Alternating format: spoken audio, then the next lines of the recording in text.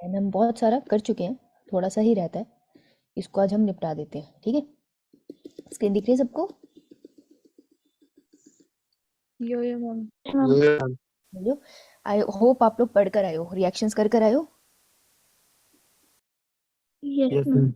Yes ma'am. That was the whole point, सारी reactions कराने का, ताकि तुम लोग खुद से कर कर आओ, राइट। अब तुम तो क्लास में भी करी थी, तो तुम हो तो कमाल के बच्चे। चलो भाई, ऐसे तैयार हो गए हैं हम, लेट्स स्टडी। तो डाइजेशन एंड अब्जॉर्प्शन में अगर हम बताएं, अभी तक मैं पूरा रिवाइज नहीं कराने वाली हूँ ऑब्वियसली, नहीं तो 1 करोड़ साल से मैं रिवाइज ही कराती रह दूंगी, right. So digestion and absorption में हम लोग पहुंच चुके हैं फाइनल स्टेज ऑफ डाइजेशन पे, राइट। हम लोगों ने सकस एंटेरिकस पढ़े थे और उसके एंजाइम भी पढ़े थे। आवाज आ रही है सबको? Yes ma'am. Yes ma'am. है ना। तो हम लोगों ने एक एक्चुअल में खाने को पूरा तोड़ दिया है। अब जिस पे हमें ध्यान देना है वो है एब्जॉर्प्शन ऑफ फूड, कि खाना कैसे एब्जॉर्ब होता है, ठीक है। तो हम लोगों ने माउथ के बारे में रुको, यहाँ पे सुंदर सुंदर सा बना के इसको यहाँ खत्म कर लेती हूँ, ठीक है। तो हमने माउथ के बारे में पढ़ा था। माउथ में हमने पढ़ा कि डाइजेशन माउथ में स्टार्ट होती है, ठीक है, थ्रू सेलिवरी माइलेस, है ना। सेलिवरी माइलेस उस डाइजेशन को स्टार्ट करता है और वो डाइजेस्ट करता है बेसिकली कार्बोहाइड्रेट को, राइट, करेक्ट। Yes ma'am. जहाँ मैं यस गलत, मैम। अब तुम्हारा काम आज ये है कि जहाँ मैं गलत बोलूंगी वहां मुझे करेक्ट करोगे, ठीक है। तो ध्यान से सुनना, सो मत जाना। और माउथ में हमने पढ़ा तीत के बारे में। माइक बंद कर लो अभी, मेरे को पढ़ाने दे। पलक एक दिन पलक लेगी हमारी क्लास, ये बीच में माइक ऑन करती है। एक पढ़ा था हमने टंग के बारे में, और टंग से रिलेटेड हमने 2 चीजें पढ़ी थी। एक पढ़ी थी हाइयोइड बोन। हाइयोइड बोन वो बोन है जो टंग को अपनी पोजीशन पे रखती है। और दूसरा हमने पढ़ा था फ्रीनुलम। फ्रीनुलम क्या है? टंग के नीचे वाला पार्ट बेस से जुड़ी है जिसके साथ। इसके साथ बेस से जुड़े, वेरी गुड, ठीक है। उसके बाद जब हमने तीत पढ़े थे, तीत के अंदर हमने बहुत सारी टर्म्स पढ़ी थी, जैसे कि डायफाइडोंट। डायफाइडोंट क्या होता है? दांत 2 बार आते हैं। और हेट्रोडोंट, डेंटिशन। अलग अलग टाइप के टाइप दांत। बहुत बढ़िया, याद है तुमको, है। अब उसके बाद हमने पढ़ा था, माउथ के बाद हम लोग गए थे इसोफेगस में। इसोफेगस में हमने पढ़ा था कि वहां पे एक मूवमेंट होती है जिसे हम कहते हैं पेरिस्टाल्सिस। पेरिस्टाल्सिस। पेरिस्टाल्सिस के साथ कैसी मूवमेंट है ये? Churning. Rhythmic. Muscular. Yes ma'am. Muscular movement है ये वर्ड याद रखना, मैं ये याद दिलाना चाहती थी। रिदमिक मस्कुलर मूवमेंट है, ठीक है, रिदम के साथ चलती है। जैसे चद्दर होती है ना, 2 लोग चद्दर को होल्ड करो और उसको ऐसे ऐसे करना एक ही रिदम पे, तो जैसे वेव जाएगी ना, वैसे इसोफेगस में वेव सी बनती है, उसको रिदमिक मूवमेंट कहते हैं। इसोफेगस के बाद हम लोग गए थे स्टमक के अंदर। स्टमक के अंदर हमने बहुत आराम से पढ़ा था कि यार जो स्टमक होता है ना, स्टमक की पहले तो एंट्री पे एक दरवाजा होता है जिसे स्पिंक्टर बोलते हैं। उस स्पिंक्टर का नाम है, कार्डिक स्पिंक्टर। हाँ, तो ये हमारी स्टमक है। तो इसके स्टार्टिंग पे जो स्पिंक्टर है दैट इज कार्डिक। तुम्हें दिख रहा है ना स्क्रीन पे क्या लिख रही हूँ? Yes ma'am. इसका दूसरा नाम क्या है? Gastro-oesophageal sphincter. Gastro oesophageal. जिसको ऐसे याद नहीं आ रहा है, मतलब कि तुमने नहीं पढ़ा है, पढ़ना तो पड़ेगा तुम्हें, राइट। उसके बाद खाना सबसे पहले जिस पार्ट में एंटर होता है इसोफेगस को, उसे क्या बोलते हैं? कार्डियक। ठीक है। सेकंड पार्ट, ये पहला पार्ट है क्योंकि स्टमक डिवाइडेड है 2 पार्ट, काफी सारे पार्ट्स में। सेकंड पार्ट को हम बोलते हैं फंडिक। फंडस। थर्ड पार्ट को हम बोलते हैं body. Body. Body. Body. Body, सारे हरियाणा से आए हो तुम, हैं। लास्ट पार्ट को बोलते हैं हम पाइलोरिक। और पाइलोरिक से जो खाना बाहर निकलेगा, तो यहाँ पर भी एक स्पिंक्टर है, उसका नाम क्या है? Pyloric sphincter.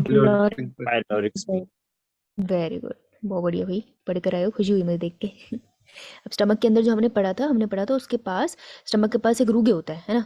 रूगे क्या होता है? उसकी म्यूकोसा की जो लेयर होती है उसमें थोड़े थोड़े से ऐसे लाइन सी होती है, मतलब ऐसे ऐसे उबड़ खाबड़ सा होता है, उसे रूगे कहते हैं। अब इसी के अंदर छोटे छोटे गैस्ट्रिक पिट्स बने होते हैं, जो हमें, देखो मैं यहाँ बनाती हूँ ना अच्छे से। तो ये स्टमक है, स्टमक के अंदर छोटे छोटे से गैस्ट्रिक पिट्स बने हैं। पिट्स बने मतलब कुएं से बने हुए हैं यार स्टमक के अंदर, जिसके अंदर उसके ऑर्गन रहते हैं। तो स्टमक के ऑर्गन्स को हम क्या बोलते हैं? Gastric glands. गैस्ट्रिक। तो गैस्ट्रिक ग्लैंड्स जो है, अब वो कह रहे हैं 3 टाइप के सेल्स मिलेंगे आपको यहाँ पर, ठीक है। 3 टाइप के सेल्स हमने पढ़े हैं। तो सबसे पहले है हमारा चीफ सेल। चीफ सेल जो पापा को याद दिलाता है। तो चीफ सेल का दूसरा नाम क्या है? Peptic cells. पेप्टिक। तो कैसे याद रखेंगे? पेप्टिक और पैराइटल में डिफिकल्ट होती है, तो PAPA 2 बार पापा साथ साथ में आ रहा है ना, PP, तो P से तुम पेप्टिक याद रखना। और पेप्टिक मतलब चीफ, पिताजी चीफ है, ठीक है, सुनते हैं ना मन की बात, तो ऐसे याद रख लेना, ठीक है। चीफ और पेप्टिक एक ही का नाम है। और ये कैसे क्रिएट करते हैं? Enzyme. Enzyme peptic enzymes enzyme secret करते हैं, सारे के सारे एंजाइम्स, राइट। अब जो एंजाइम्स इसके अंदर सीक्रेट होते हैं, क्या क्या नाम है उनके? पेप्सिनोजन पेप्सिनोजन इज एक्टिव और इनएक्टिव? Inactive. इनएक्टिव एक सेकेंड, रुक रुक रुक, सफाई से बन रहा था, ये गंदा कैसे होना स्टार्ट हो गया। तो जो एंजाइम सीक्रेट होते हैं उसके अंदर सबसे पहला एंजाइम है हमारे पास पेप्सिनोजन, और जो कि है हमारा इनएक्टिव एंजाइम। यस उसको मैम एक्टिव में कौन कन्वर्ट करता है? HCl का नाम है पेप्सिन, ठीक है, HCl नहीं किया। और कोई एंजाइम सीक्रेट होता है यहाँ? रेनिन ठीक है, और रेनिन करता क्या है? इमल्शन ऑफ मिल्क प्रोटीन को कौन सा प्रोटीन नाम डाइजेस्ट बता? करता है केसिन केसिन प्रोटीन कैसिन को डाइजेस्ट करके क्या बनाता है? प्रोकेसिन प्रोकेसिन प्रोकैसिन, पैराकैसिन? पैराकेसिन पैराकेसिन और फिर पैराकैसिन को कौन डाइजेस्ट करता है? Pepsin pepsin. यहाँ पर ध्यान रखना, और पैराकैसिन डाइजेस्ट होकर क्या बनाता है? Peptide peptides and peptones, right, ठीक है। प्रोटीन फिर आगे इसकी फर्दर डाइजेशन होगी। तो ये तो एक था पेप्सिनोजेन का काम, एक हो गया हमारा कैसिन का काम। और कोई एंजाइम है? Gastric lipase gastric lipase. क्या करता है गैस्ट्रिक लाइपेज? लिपिड्स को ब्रेक करते ब्रेक हैं। डाउन ऑफ लिपिड्स किस में ब्रेक करता है?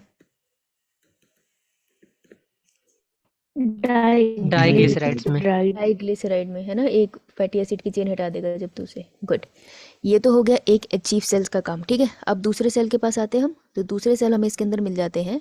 एक तो हमें नेक के पास ही मिलते हैं, उसका नाम क्या है? म्यूकस नेक सेल क्या सीक्रेट करते हैं? म्यूकस म्यूकस क्या करता है म्यूकस? लाइनिंग को प्रोटेक्ट करता है HCl से लाइनिंग ऑफ स्टमक ओके। और ये तीसरे सेल्स है जिसमें कंफ्यूजन हो सकती है, that is? Oxyntic cells vital और दूसरा नाम क्या है उनका? ऑक्जेंटिक पेराइटल ना, ये होता है ना। क्या सीक्रेट करते हैं ये? HCl and castle intrinsic factor Castle's intrinsic factor, ये इंपॉर्टेंट है बेटा। कैसल इंट्रिंसिक फैक्टर किसको डाइजेस्ट करने में मदद करता है?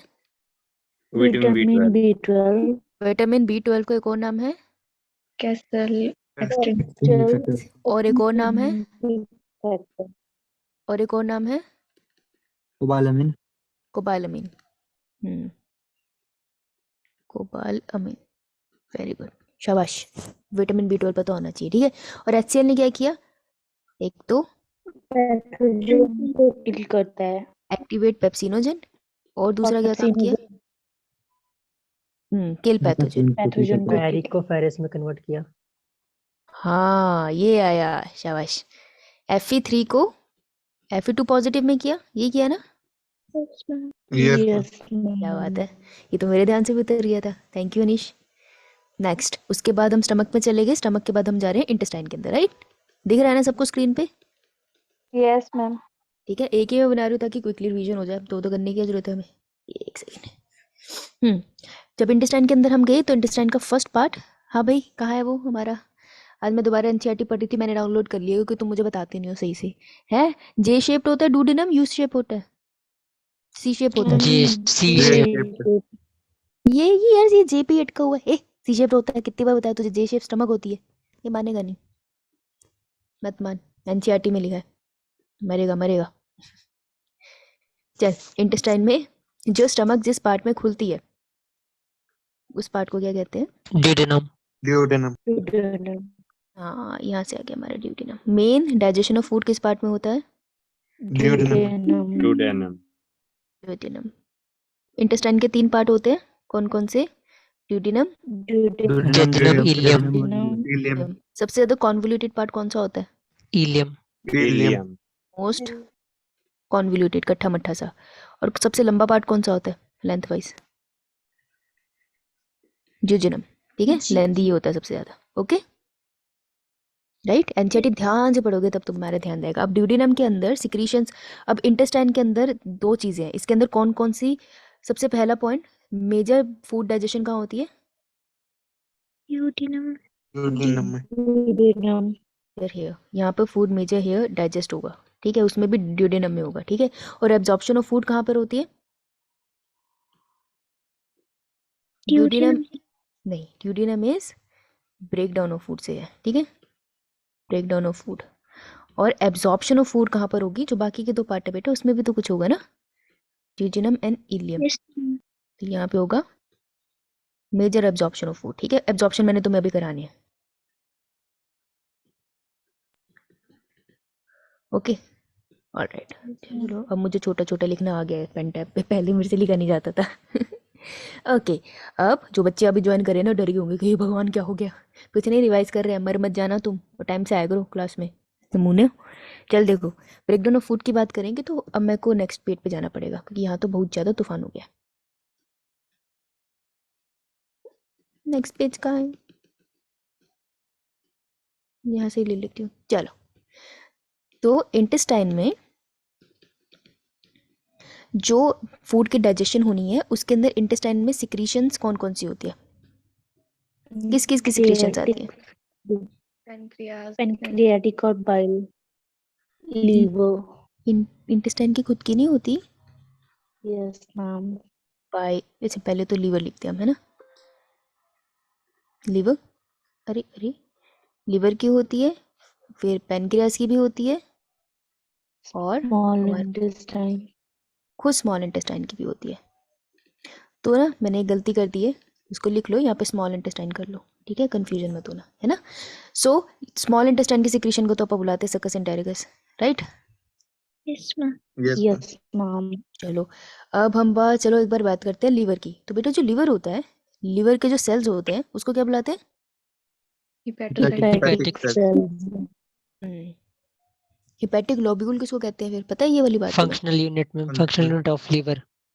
अच्छा ठीक है, यहाँ बता दूँ थोड़ा सा लीवर का, थोड़ा सा ब्रीफ कर देती हूँ, क्योंकि ये इसमें से एक क्वेश्चन बन सकता है, दो क्वेश्चन बन सकते हैं इसमें। सबसे पहले जो लीवर होता है कितने लोब का होता है? 2 लोब, बेटा 2 लोब्स का होता है, इस तरीके का स्ट्रक्चर अटैच है एक दूसरे से, ऐसा नहीं है, पर 2 लोब से मिलके बना है, ठीक है। तो सबसे पहले तो लीवर जो होता है वो बाई लोब्ड होता है। बाई लोब्ड का ये मतलब नहीं उसके अंदर से 2 लोब निकल रही है, वो अलग चीज़ है, वो उसके अंदर से जो निकल रही है वो अलग है, उसका खुद का स्ट्रक्चर 2 लोब्स का होता है, ठीक है। अब जब अगर मैं इसको निकालूँ, और ये कैसा होता है, शाइनी सा होता है लीवर, पता है, शाइनी होता है, क्यों होता है shiny? Glisson's capsule, Glisson's capsule. तो इसके ऊपर ना ग्लिसन्स कैप्सूल की लेयर होती है पूरे इसके ऊपर, लीवर के ऊपर ऐसे, तो इसको चमकीला, अगर लीवर, अगर तुमने नॉन वेजिटेरियन हो, कभी चिकन का लीवर भी देखा है तुमने, तो थोड़ा चमक रहा होता है। तो पूरे लीवर के हर सेल के ऊपर ग्लिसन कैप्सूल की लेयर होती है, इस वजह से वो शाइनी होता है। तो ये नीट का क्वेश्चन है, ग्लिसन कैप्सूल आप कहाँ पढ़ते हो, सिर्फ इतना पूछते हैं वो, इतनी थ्योरी पढ़ने के बाद याद नहीं रहता, तो रिमेंबर लीवर में पढ़ा था। अगर मैं इसको माइक्रोस्कोप के अंदर देखूँ तो मुझे पता कैसे दिखेगा, लीवर के अंदर उसके सेल्स ऐसे अरेंज होते हैं कुछ इस तरीके से, ठीक है। तो ये जो स्ट्रक्चर है इसको मैं बड़ा बना दूँ? यस मैम इतना बड़ा नहीं बनाना चाहती मैं, रुको,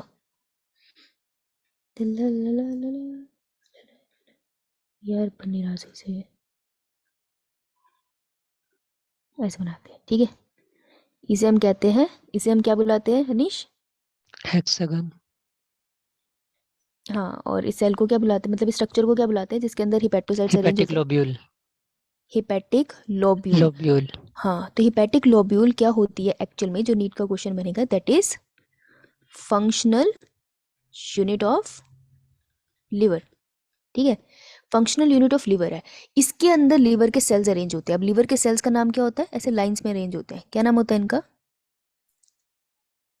हेपेटोसाइट्स, हाँ, हमने मलेरिया में भी पढ़ा है। तो ये जो येलो कलर के सेल्स है ना, these are hepatocytes. So hepatocytes कैसे अरेंज होते हैं, इन कॉर्ड्स, कॉर्ड्स की फॉर्म में, जैसे गिटार की कॉर्ड्स होते हैं, धागों की फॉर्म में इसके अंदर अरेंज होते हैं हिपैटिक लोब्यूल के अंदर। और हिपैटिक लोब्यूल किस चमकीली लेयर से कवर है ग्लिसन्स कैप्सूल, है ना, सारे सारे लीवर कवर है, तो ये भी कवर होगा, ये हमारा हो गया ग्लिसन्स कैप्सूल। इतना क्लियर है? यस मैम यस बहुत बढ़िया। अब लीवर के सेल क्या बनाते हैं डाइजेशन के लिए? Bile bile. फॉर्म बाइल, ये बाइल बनाएगा, लेकिन बाइल हर टाइम रीच तो करना नहीं है पेनक्रियाज में, तो ये क्या करता है, store in gall bladder. Gall bladder. Gall bladder, है ना, सोना नहीं है।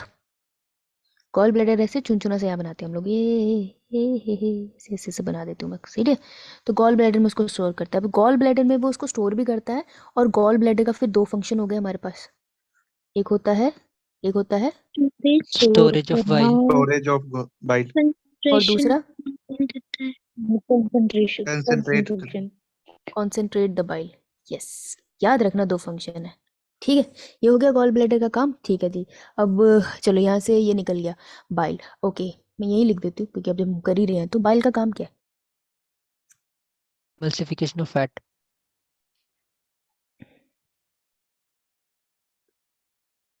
यहाँ से, ठीक है। बाइल का ना एक्चुअली लीवर का बहुत सारा काम है, मैंने तुम्हें यहाँ नहीं कराया, आगे आगे आता जाएगा तो कराती जाऊंगी, डाइजेशन ही बताना चाहती थी मैं।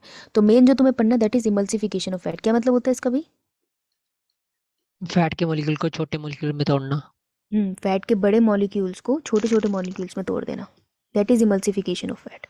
तो बाइल ये करता है, और ये छोटे मॉलिक्यूल आपस में मिल ना जाए तो इसके आसपास कौन जाके लग जाता है, बाइल सॉल्ट। Bile salt. इसके बाद तुम देखोगे छोटे छोटे मॉलिक्यूल्स के आसपास जाके लग जाएंगे बाइल सॉल्ट्स, ये बारी बहुत इंपॉर्टेंट लाइन है, और ये इसके ऊपर भी मैं तुम्हें एब्जॉर्प्शन में बात बताऊंगी, ठीक है। तो यहाँ लिख लेना बाइल सॉल्ट्स। तुम्हें नीचे दिख रहा है क्या, जिससे मुझे दिक्कत हो रही है, ये पॉपअप हो रहा है क्या, तुम्हें पूरी स्क्रीन दिख रही है, Yes, ma'am.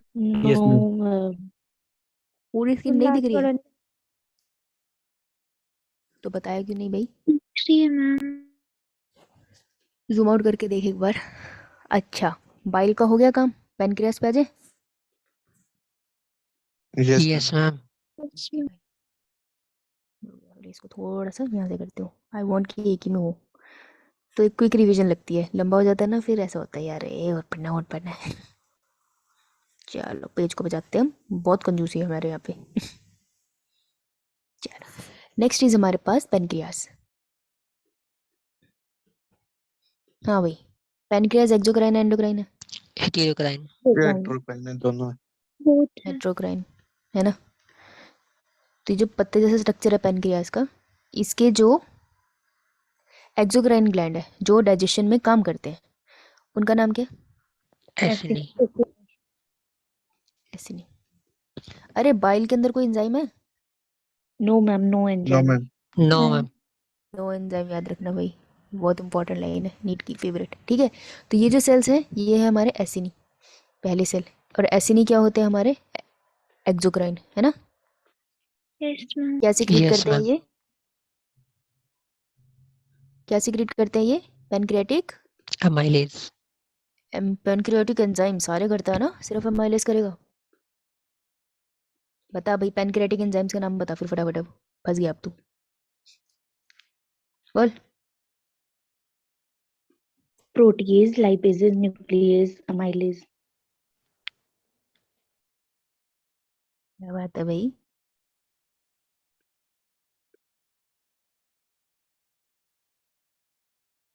और कोई मिस हुआ है, Trypsinogen. वो कौन से एंजाइम में आता है, प्रोटीजेस अलग अलग टाइप के होते हैं ना, इनएक्टिव फॉर्म में रिलीज होते हैं, तो प्रोटीज कितने टाइप के हमने करे हैं, 4. 4 type. ट्रिप्सिनोजन और कीमोट्रिप्सिनोजन। Chemotrypsinogen. कीमो ट्रिप्सिनोजन, आगे Elastase. पेप्टाइडेज। प्रोकार्बो। हाँ प्रोकार्बो बोल, बाकी मैं करूँ, है ना। कार्बार को प्रोकार्बो। प्रोकार्बोपेप्टिडेज। ऑक्सीपेप्टिडेज। फिर जाओगे किसी दिन, आधा बोल के तेरे खुद कर लेगी, एक एक वर्ड में निकल जाओगे, प्रोकार्बोक्सीपेप्टाइडेज। Next Proelastase.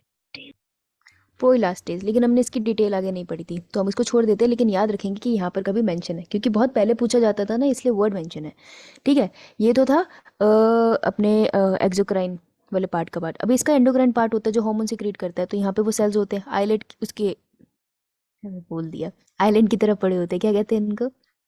आइलेट ऑफ लेरहन। अच्छा हाँ, ये भी तो एक जंग है, लैंगरहन है, लेयरहन है, किसका हन है, लेकिन इतना पता है आइल्स ऑफ लैंगरहन है, आइलैंड की तरह दिखाई देते हैं। क्या सिक्रीट करते हैं ये, एक्सोक्राइन एंडोक्राइन? एंडोक्राइन। एंडोक्राइन। क्या सिक्रीट करता है? Insulin and glucagon. Insulin and glucagon. इसके साथ एक टर्म कराई थी कि ये दोनों के एक दूसरे के ऑपोजिट होते हैं, एंटागोनिस्टिक। एंटागोनिस्ट होते हैं। हाँ एंटागोनिस्ट, यहाँ लिख दूँ, एंटागोनिस्ट। ठीक है, बहुत बढ़िया बात है। ट्रिप्सिनोजिन को एक्टिवेट कौन करता है? Enterokinase. कहाँ होता है ये एंटीरोकाइनेस?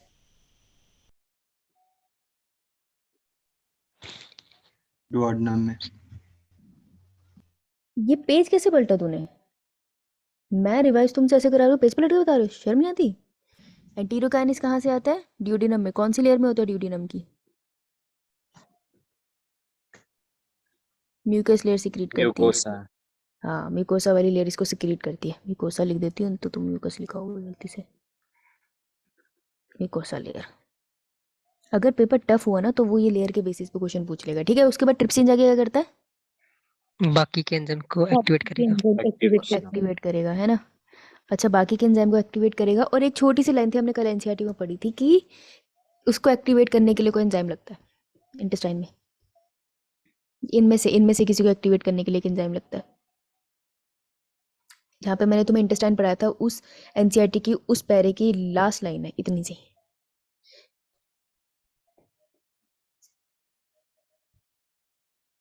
देखो मिली, नहीं मिली?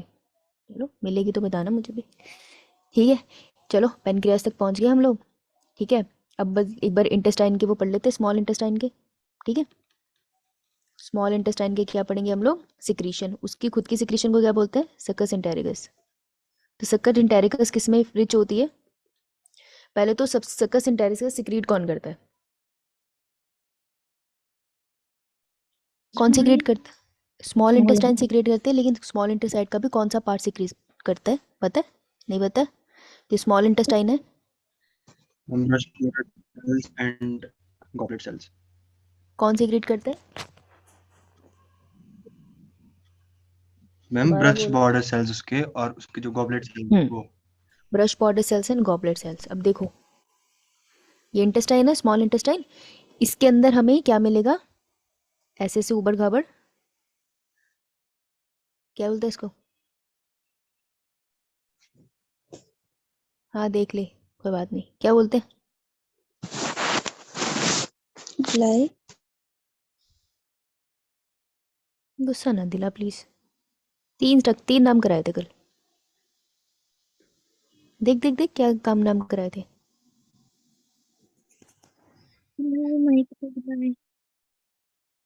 इसको मैं बड़ा करके बनाती हूँ। हाँ पी से नाम था। मैम पहले एक का सर्कुलरिस, का सर्कुलरिस। हाँ पेलिका सर्कुलरिस। विलाई एंड उसकी माइक्रोविलाई। उसकी सरफेस की मॉडिफिकेशन हो जाती है, मॉडिफिकेशन होके फिंगर लाइक प्रोजेक्शन बनती है विलाय। विलाय विलाय की जो लेयर होती है सेल्स की, उसमें मॉडिफिकेशन हो जाती है, और वो मॉडिफाई होकर बना देती है छोटे छोटे स्ट्रक्चर जिनको हम बोलते हैं माइक्रोविलाय। माइक्रोस्कोपिक होते हैं ये, राइट। जो लेक्टेल की लेयर होती है ना, लेक्टेल लेयर होती है, वो यहाँ तक जाती है। तो तुम ना, क्योंकि तुम्हारी एनसीईआरटी ना पिलाए को दिखाती नहीं है। तुम्हारी एनसीईआरटी कैसे देख, कल एक बच्चे ने मुझे फोटो भी भेजी थी क्लास के बाद, तो मैं तुमको वैसे दिखा देती हूँ कि उसने सिर्फ तुमको विलाय दिखाई है, उसने तुम्हें माइक्रो ये प्लेका सर्कुलरिस के बारे में दिखाया नहीं है। तो कंफ्यूज मत हो ना। ये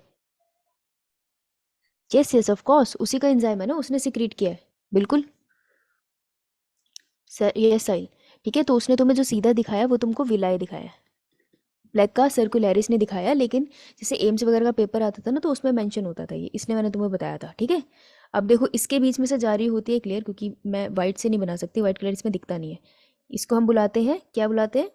वाइट कलर की होती है ये, लेक्टियर। Lacteal, right. लैक्टियल ना very important for the absorption of fat. अभी मैं तुमको कराऊंगी बहुत अच्छे से। और इसके आसपास होती है ब्लड सप्लाई, कैपिलरी की सप्लाई होती है, क्योंकि खाना एब्जॉर्ब तो पानी में, हे भगवान, खाना एब्जॉर्ब तो ब्लड सप्लाई में ही होता है। तो ये ब्लड सप्लाई है, और इंटेस्टाइन ने अब क्या करना है, एब्जॉर्प्शन ही तो करना है फूड का, राइट। तो माइक्रोविलाई वगैरह सिर्फ इसलिए होते हैं ताकि एब्जॉर्प्शन का सरफेस एरिया बढ़ा सके, और कुछ नहीं है। और ये सब में होते हैं, देख यहाँ पर भी है और ये नीचे की तरफ भी है। तो इंटेस्टाइन में पता है क्या होता है, ये देखो इंटेस्टाइन में, ये यहाँ पर छोटे छोटे से ना कुएं बन जाते हैं, ध्यान से देखना, छोटे छोटे से कुएं यहाँ भी बनते हैं। जैसे तुमने स्टमक में बनाए थे वैसे ही पिट जैसे स्ट्रक्चर यहाँ भी बनते हैं, ठीक है। और इन स्ट्रक्चर्स में भी ये सब होते हैं, विलाई, ये विलाई की एक्सटेंशन है, या माइक्रोविलाई भी दिखेंगे तुमको, दिख रहे हैं तुमको माइक्रोविलाई, राइट। तो ये वो पार्ट है जहाँ से एब्जॉर्प्शन भी होती है और यहाँ से सिक्रीशन भी होती है सकस इंटेरिकस की। तो सकस इंटेरिकस की सिक्रीशन इस रीजन से होती है। इस रीजन का स्पेशल नाम है, क्या बुलाते हैं हम इसको? Crypts of Lieberkuhn. Crypts of Lieberkuhn. तो यार स्पेलिंग ऑब्वियसली देख लेना, मेरी शक्ल पे लिखा है, मेरे को सही से श्योरिटी नहीं है ये स्पेलिंग है। तो क्रिप्स ऑफ लिबरकून की स्पेशल बात क्या होती है कि ये क्या करते हैं, रिलीज सकस इंटेरिकस। तो ये है वो जगह जहाँ से सकस इंटेरिकस रिलीज होगा। अभी समझ आया सकस इंटेरिकस कहाँ से रिलीज हुआ है? यो मैम। ठीक है, चलो अब मुझे ये बताओ सकस इंटेरिकस के अंदर क्या क्या था। स्क्रीनशॉट ले लो इसका, तुम लिया नहीं होगा, I am pretty sure. Done. ये टाइम कहाँ चला जाता है, आधा घंटा कैसे हो गया, अभी तो मैंने कुछ भी नहीं पढ़ाया, पता नहीं चला। जब भी मैं घड़ी देखती हूँ 6:30 होते हैं। हो यार, तो ये लाइनों को आप नहीं नहीं झाल रहे हैं। स्मॉल इंटेस्टाइन, बेचारे जेई वाले का संडे को पेपर दिया आ गया, घबराए हुए बच्चे, उनको देख के मुझे तुम याद आ गए। मैं कहे जब इनका नीट का पेपर होगा इनके भी हवाइयाँ ऐसी उड़ी होगी।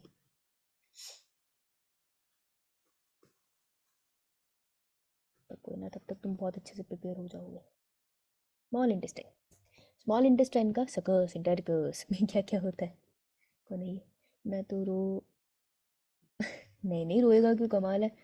प्रिपेयर करने का मतलब ही है कि रोना नहीं है, उल्टा प्रिपेयर होकर जाना है, टेंशन ही लेनी, हो जाएगा, देखना मरा। हमारे इतनी बार रिवाइज होगा तुमको ऐसे ही याद हो जाएगी चीज़ें। मैं चैलेंज दे सकती हूँ उस बात का, अगर तुम कंसिस्टेंट रहे क्लास में। आई एम प्रीटी श्योर, मेरे को पता है सब प्लान करके चल रहे हैं। मैं प्लान करके चल रही हूँ, तुम्हारे ऊपर नहीं बैठी मैं। सकस इंटेरिकस के अंदर कौन कौन से एंजाइम्स थे? ये देखो, फाइनल डाइजेशन ऑफ फूड ये करता है, पहली चीज़ तो फाइनल डाइजेशन ऑफ फूड। अरे हाथ धक गया मेरा। अब इसके अंदर कौन कौन से एंजाइम थे? लास्ट डाइजेशन ऑफ फूड करता है ना ये, बताओ भाई। पेप्टिडेजेस, लाइपेज, न्यूक्लियोसाइडेज और माल्टेज, लैक्टेज, सुक्रेज। डाइसैकेराइड्स होते हैं ना, डाइसैकेराइड्स हमने पैनक्रियाटिक एंजाइम ने उसको तोड़ दिया था। अब डाइसैकेराइड भी डिफरेंट टाइप के होते हैं, जैसे कि लैक्टोज, जैसे कि बेल्टोज, माल्टोस, जैसे कि और कोई है वहाँ पे? नहीं, तो लैक्टोज को तोड़ने के लिए आएगा सुक्रोज, लैक्टेज, लैक्टेज, माल्टोज को तोड़ने के आएगा मेल्टेज। माल्टेस, ये केमिकल रिएक्शन है जो हमने कल करे थे। तो इस तरीके से सकस इंटेरिकस भी चीज़ों को ब्रेक कर देता है, ठीक है। अब फाइनल ब्रेकडाउन प्रोडक्ट क्या बचा हमारे पास? अच्छा, फाइनल ब्रेकडाउन प्रोडक्ट मुझे लिखवा दो एक बार। मैम सुक्रोज भी है। एक सेकेंड, ये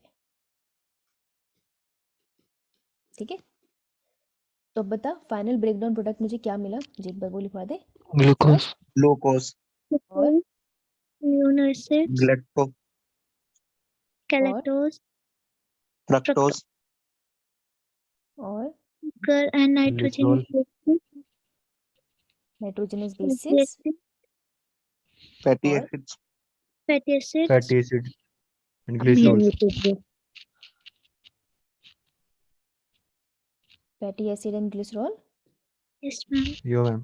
अब ये इसमें से कुछ चीज़ों की एब्जॉर्प्शन तुम्हें भी सिखाएगा, ठीक है। अभी तो स्मॉल इंटेस्टाइन के बाद अब कौन सा पार्ट आता है हमारा गैस्ट्रोइंटेस्टाइन ट्रैक्ट का? Large intestine. इंटेस्टाइन में मेजर ब्रेकडाउन ऑफ फूड नहीं होता, मेजर एब्जॉर्प्शन ऑफ फूड भी नहीं होता। तो large intestine is mainly associated with absorption of water, पानी जितना वो खींच सकता है वो ले ले, ठीक है, and formation of Feces. Faeces, ठीक है, पूप बनाने के ये काम आता है। और ये इंपॉर्टेंट है क्योंकि वेस्ट प्रोडक्ट अब जो भी ऊपर से बचा है वो नीचे आएगा, राइट। तो लार्ज इंटेस्टाइन के बारे में थोड़ा सा पढ़ लेते हैं, फिर उसके बाद हम लोग डाइजेशन वो एब्जॉर्प्शन की बात कर लेंगे, ठीक है।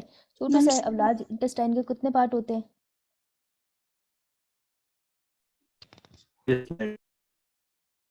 ये कौन सा पार्ट है भाई? Large intestine, small intestine large intestine में खुलती है, ये मेरी स्मॉल इंटेस्टाइन है, लार्ज इंटेस्टाइन में खुल रही है, कौन से पार्ट में खुल रही है? Caecum caecum. ये क्वेश्चन आते हैं कि कौन सा पार्ट किस पार्ट में खुल रहा है, ठीक है। तो पहले आता है सेकम, कोलोन फिर आता है कॉलोन और फिर लास्ट में आता है रेक्टम, राइट। अब जो कॉलोन है वो डिफरेंट पार्ट्स में डिवाइडेड है, किस किस नाम से हम उसे जानते हैं? असेंडिंग, ट्रांसवर्स और descending. Descending colon. Ascending colon, ascending का Sigmoid मतलब होता है colon. छोटे से बड़ा, राइट। याद है ना तुमको, 1 Yes, से ma'am. लेकर 10 तक जाओ तो छोटे से बड़ा असेंडिंग ऑर्डर। फिर उसके बाद होता है ट्रांसवर्स,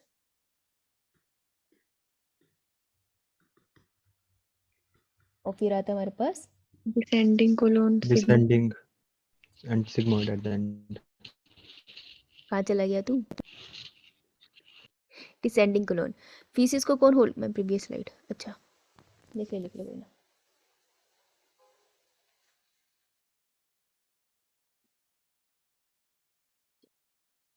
अब देखो, मैं तुम्हें भयंकर सा डायग्राम बना के दूंगी। तो कौन है ये, कौन है ये? Done ma'am, okay Gayatri. ये आ गया हमारा लार्ज इंटेस्टाइन। लार्ज इंटेस्टाइन को लार्ज क्यों कहते हैं? क्योंकि वो लार्ज होता है। कैसे नो लार्ज मैम, होता है? बिकॉज उसका डायमीटर ज्यादा है। हाँ, लार्ज तो तू लेंथ को भी बोल सकती है, लेकिन उसका डायमीटर ज़्यादा, चौड़ा ज़्यादा है। देख, डायग्राम देख के पता चल रहा है, चौड़ा ज़्यादा, लंबाई में ज़्यादा नहीं है, चौड़ाई में ज़्यादा है, विड्थ ज़्यादा है, ठीक है, इसलिए उसको लार्ज इंटेस्टाइन बोलते हैं। उसको लार्ज इसलिए बोलते हैं, लार्ज होता है। मासूम मासूम आंसर में ना तू बहुत sarcastic बच्ची है वैसे। ये गायत्री है ना, ये मुझे ऐसे आंसर देने वाली? No ma'am. अस्मिता है ये। अस्मिता राघवा मुझे ऐसे आंसर देती है। बेटा यहाँ से एक चूचू करके एक चोन सी निकली हुई है, क्या है ये? Vermiform appendix. क्या Appendix. कहते हैं वर्फिम ऑफ अपेंडिक्स के बारे में? वेस्टिजियल। Vestigial है. Vestigial organ है. निकाल दो तो कोई फर्क नहीं पड़ेगा, है ना। लेकिन फिर भी Yes, इसके ma'am. पास क्या पड़ा होता है? एक्चुअली इसके पास बहुत सारे माइक्रो ऑर्गेनिज्म होते हैं, ठीक है। और ये क्या करते हैं, ये हमारे इम्यूनिटी में रोल प्ले करते हैं। इसके बारे में तुम ज़्यादा यहाँ पढ़ते नहीं हो, पर ये इम्यूनिटी में हमारे रोल प्ले करते हैं। निकाल दोगे तो ऐसा नहीं है बीमारी हो जाओगे, बट या समथिंग प्रेजेंट इन बॉडी। हम मानते हैं कि जब हम पहले आदि मानव टाइप के थे तब इसका बहुत यूज़ होता था, लेकिन अब इतना यूज़ नहीं होता, ठीक है। किससे बात कर रही है? ये असेंडिंग कॉलोन, ये डिसेंडिंग, सॉरी ट्रांसफर कॉलोन, ये हमारा डिसेंडिंग नीचे की तरफ जा रहा है ना। खाना क्योंकि खाने की मूवमेंट के अकॉर्डिंग है यार, ये देख नीचे से ऊपर जा रहा है ना, ये सेंडिंग, ये ट्रांसफर एक जगह से दूसरी जगह जा रहा है, ये डिसेंडिंग नीचे जा रहा है। उसके बाद आ जाता है रेक्टम। अब रेक्टम में जाके क्या होता है, ये फीसिस स्टोर हो जाती है, ठीक है। तो rectum is a site of faeces storage, store faeces. अब फीसिस का जो रिमूवल है वो वॉलेंट्री है इनवॉलेंट्री है? वॉलंटरी। Voluntary.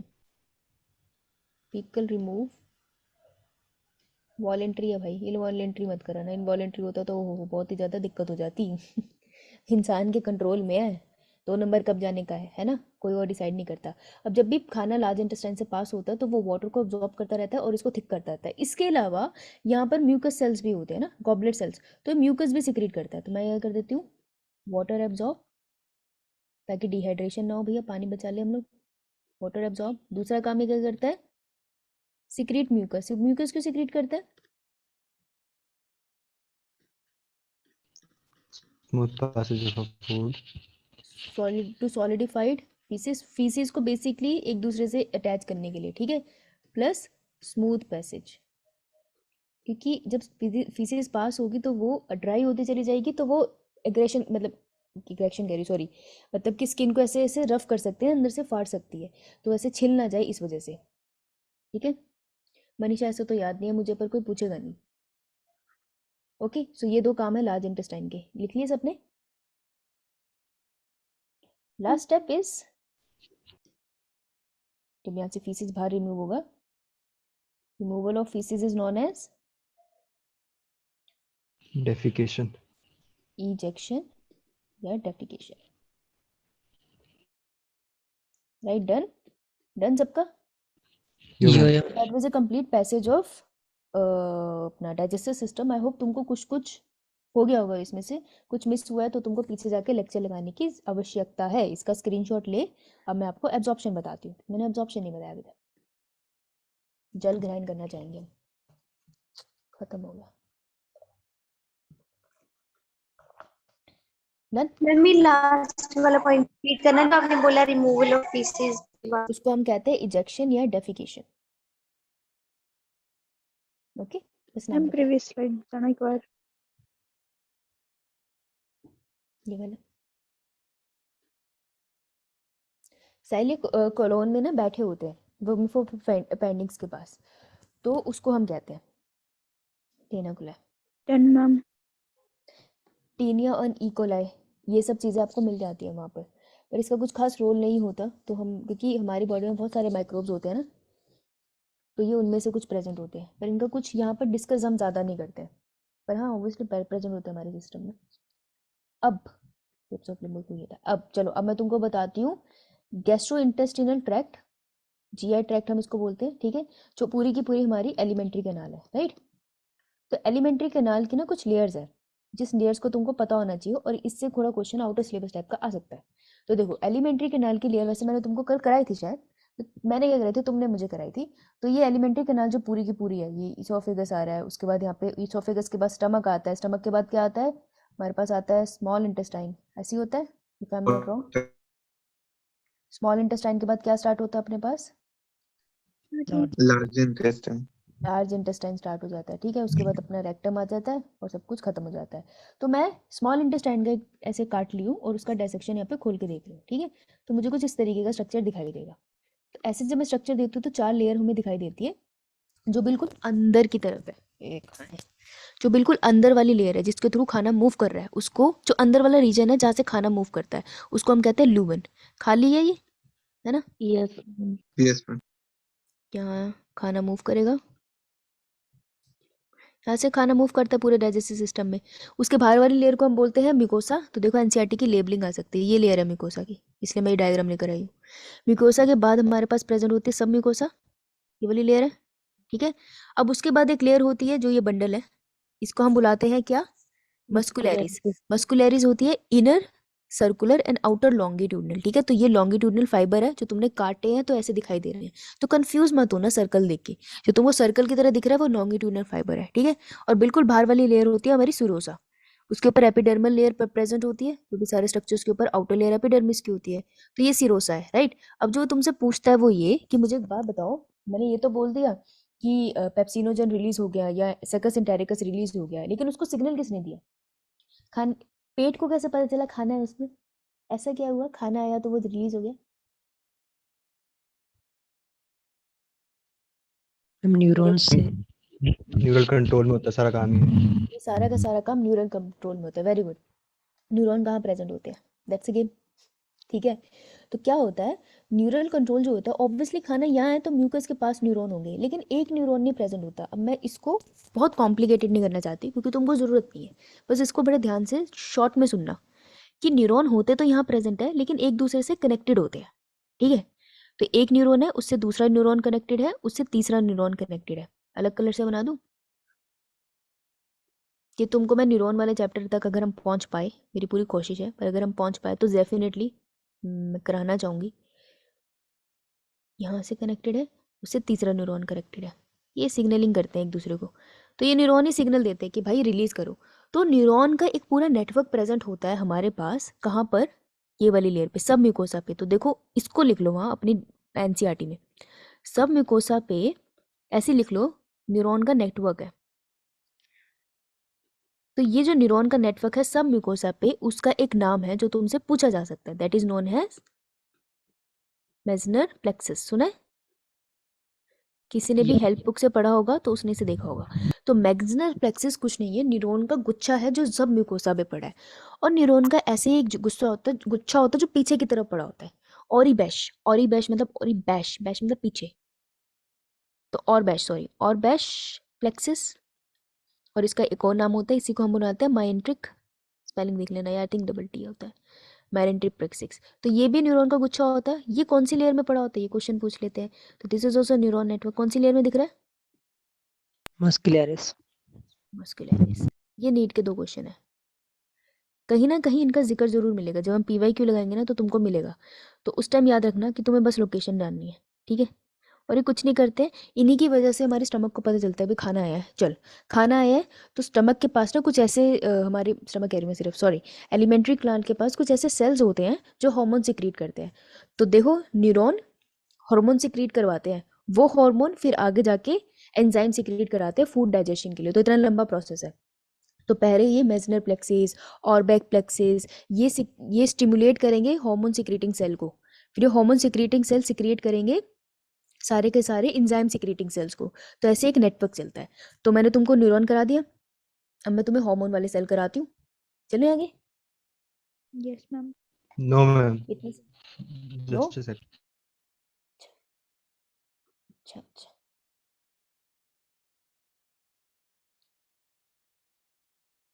तो जो बच्चा थोड़ा सा कंफ्यूज हो गया होगा कि मैंने थ्योरी ज़्यादा बोल दी है तो मैं तेरे को थोड़ा सा ब्रीफ कर देती हूँ। करूँ आगे?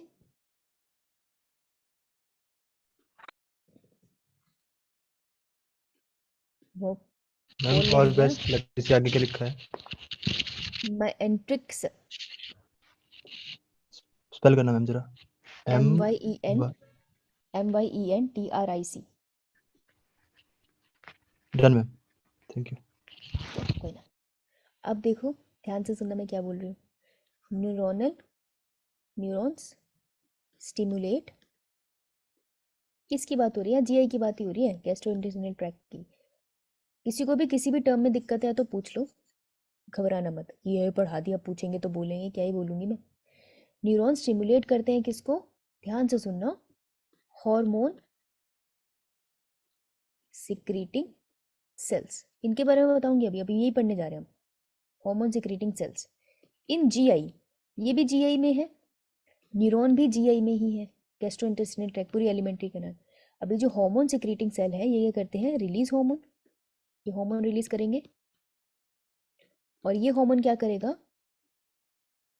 रेगुलेट, ये रेगुलेट करता है। और तुम भी ये कह भी सकते हो स्टिमुलेट करता है, और ऐसे किसी किसी केस में स्टिमुलेट नहीं भी करता है, रोकता भी है, इनहिबिट भी करता है, इनहिबिट एंजाइम सिक्रीशंस, और तुम ये कह लो secretions from GI and GI भी एंड एसेसरी ग्लैंड्स, जो उसके एसेसरी ग्लैंड्स थे ना, पेनक्रियाज और gall bladder, accessory glands for digestion of food. समझ रहे हो? तो 3 लोगों का रूल है। न्यूरॉन स्टिमुलेट होगा जब तुम्हारा खाना पेट में जाएगा, ठीक है, ब्लड से पेट में गया, इंटेस्टाइन में गया, तो फिर वो हार्मोन सिक्रीटिंग सेल को स्टिमुलेट करेगा, हार्मोन वो रिलीज करेंगे।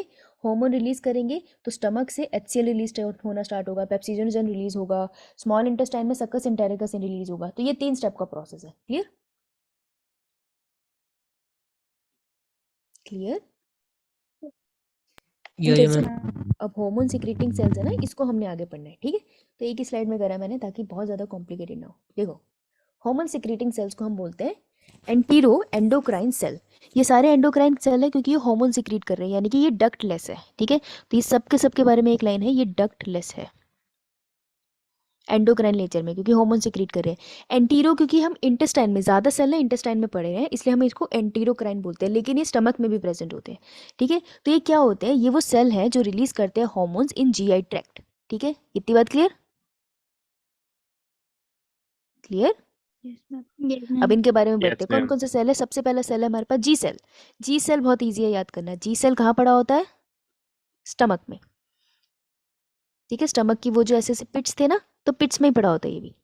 तो G सेल स्टमक के पिट्स में पड़ा होता है, और ये क्या करता है? ये रिलीज करता है गैस्ट्रीन। क्या रिलीज करता है? गैस्ट्रीन। गैस्ट्रीन क्या है? हार्मोन।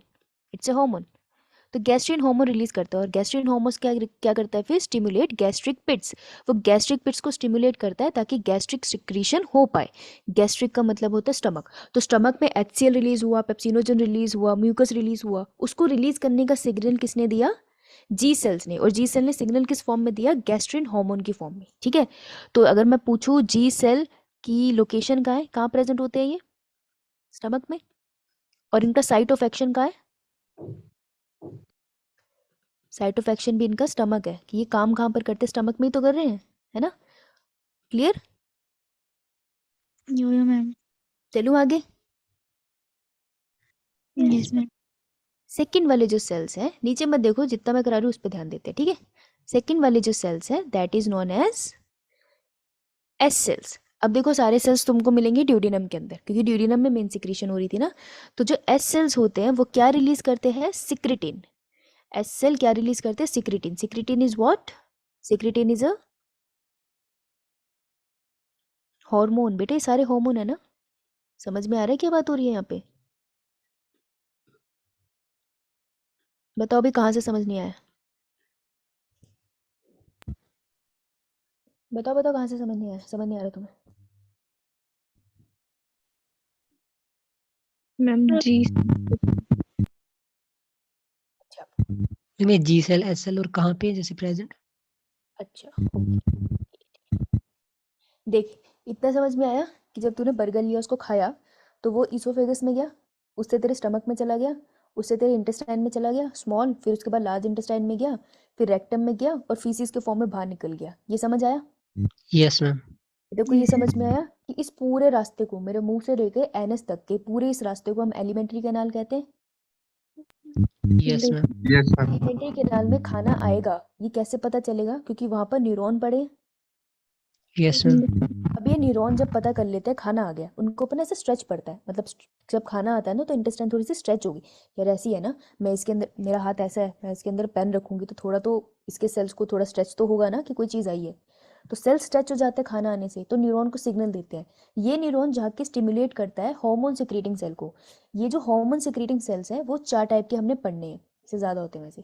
पहला है जी सेल, फिर है एस सेल, फिर है CCK सेल, फिर है K सेल्स। 4 टाइप के सेल्स हैं। ये 4 टाइप के सेल GI ट्रैक में ही होते हैं। एक सेल है जो मेरे स्टमक में पड़ा है, बाकी के 3 सेल मैंने कहाँ पढ़ने हैं? ड्यूडिनम के अंदर। इतना समझ आया? Yes, ma'am. ठीक है। अब जो मेरे जी सेल है वो क्या करता है कि जब खाना आता है, जब बर्गर मेरा स्टमक में गया तो मेरे जी सेल को ऐसे धक्का लगा कि अच्छा प्रेशर पड़ रहा है, मतलब खाना आ गया है। तो जी सेल ने कौन सा केमिकल हार्मोन रिलीज करा? जी से गैस्ट्रिन रिलीज होगा और स्टमक की जो पिट्स थी ना, कुएं, वहां पर जाता है और वहां पे पड़े सेल्स को, चीफ सेल, ऑक्जेंटिक सेल, इन सबको वो कहता है कि चलो भाई हार्मोन रिलीज करो, गॉबलेट सेल, सारे केमिकल रिलीज करो, खाने को पचाओ। क्लियर? Yes, ma'am. जी सेल कहाँ पर है? पड़ा कहाँ पर है? स्टमक। Stomach में. और काम भी कहाँ पर कर रहा है? स्टमक Stomach में. ठीक है, 2 क्वेश्चन यही आ सकते हैं, इससे ज्यादा बनेंगे नहीं। नेक्स्ट वाला सेल है वो है, इसका नाम है एस सेल। एस सेल कहाँ पे पड़ा है हमारा? ड्यूडिनम में। ड्यूडिनम में एस सेल कौन सा हार्मोन सिक्रीट करता है? सिक्रेटिन। सिक्रीटिन। एस से सिक्रीटिन, तो नाम याद करना आसान हो जाएगा। अब देखो सिक्रीटिन क्या करता है? वो कहता है कि इंटेस्टाइन के अंदर सिक्रीशन तो बाहर से भी आती है ना, तो वो जाता है सेसरी ग्लैंड के पास, पेनक्रियास के पास। तो देखो ड्यूडिनम है, इमेजिन कर अपना इंटेस्टाइन, ड्यूडिनम, ये सी शेप का ड्यूडिनम है। यहाँ से सिक्रीटिन रिलीज हुआ और वो ब्लड के थ्रू ट्रेवल करके पहुंच गया उस पत्ते के पास। उस पत्ते का नाम क्या था? पेनक्रियास। Yeah. Pancreas. और पेनक्रियास के पास जाके बोलता है कि भाई बाइकार्बोनेट आयन और पानी रिलीज कर।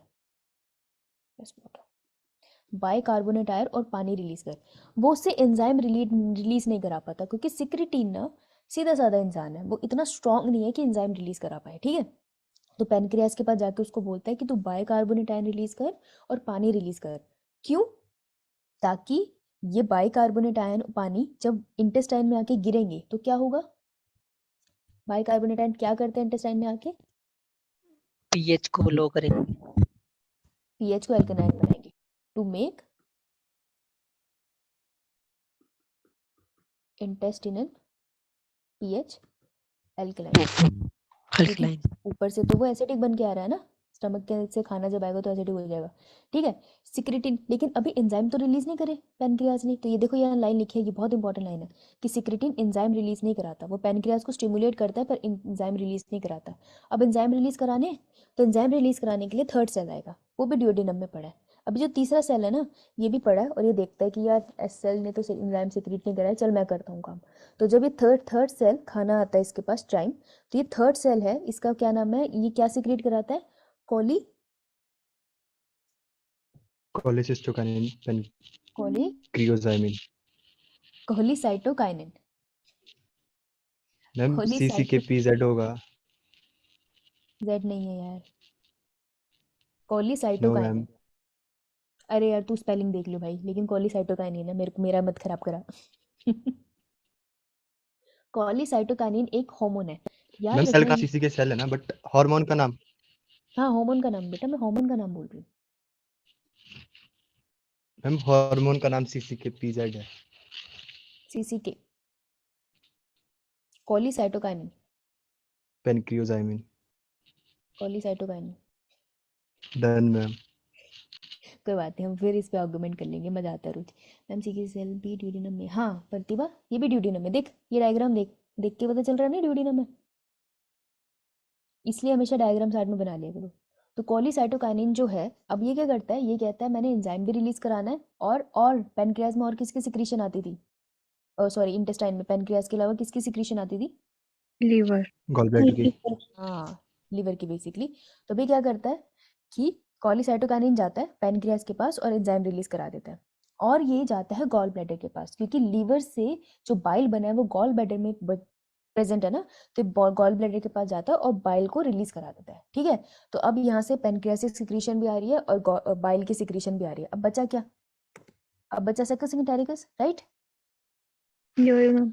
है, लेकिन उसके सिक्रीशन का पार्ट तुम यहाँ नहीं पढ़ते, इसलिए मैंने कहा था ये सेल और भी होते हैं लेकिन तुम्हारे सिलेबस में नहीं है, ठीक है। तो सकस इंटेरिकस की ये बात नहीं करते यहाँ पे, लेकिन ये एक बात जरूर बताते हैं, देखो किसी की भी सिक्रीशन होती है ना तो उसको रोकना भी जरूरी है। ये सबका स्टॉप नहीं तुम्हें बताते कि कैसे लिवर ने अपनी सिक्रीशन बंद करी और बाइल नहीं बनाया, कैसे पैनक्रियास ने और एंजाइम नहीं बताया, इसकी बात नहीं बताते, लेकिन ये ना स्टमक के बारे में एक बात बताते हैं कि जब खाना इंटेस्टाइन में आ गया तो अब HCl की वहां पर जरूरत है, पेप्सिनोजन की वहां पर जरूरत है, नो नहीं मैम। ना। अगर ऐसी HCl सिक्रीट होता रहेगा तो क्या हो जाएगी, गैस बन जाती है पेट में, बिना बात के HCl सिक्रीट होता है तो, राइट। तो एक सेल होते हैं ड्यूडेनम के अंदर के सेल, के सेल क्या करते हैं, के सेल रिलीज करते हैं GIP, गैस्ट्रिक इनहिबिटरी पेप्टाइड, ठीक है। ये भी हार्मोन है, पहली चीज तो प्रोटीनेशियस हार्मोन है लेकिन हार्मोन है। तो के सेल रिलीज करते हैं गैस्ट्रिक इनहिबिटरी पेप्टाइड, और ये जो हार्मोन है ये जाता है पीछे स्टमक के पास, स्टमक के पास जाके क्या करता है, ये स्टॉप कर देता है गैस्ट्रिक सिक्रीशन को। वो कहता है कि अब हम काम कर रहे हैं ना स्मॉल इंटेस्टाइन वाले, भाई तू रुक जा, तू चीजें सिक्रेट करना बंद कर।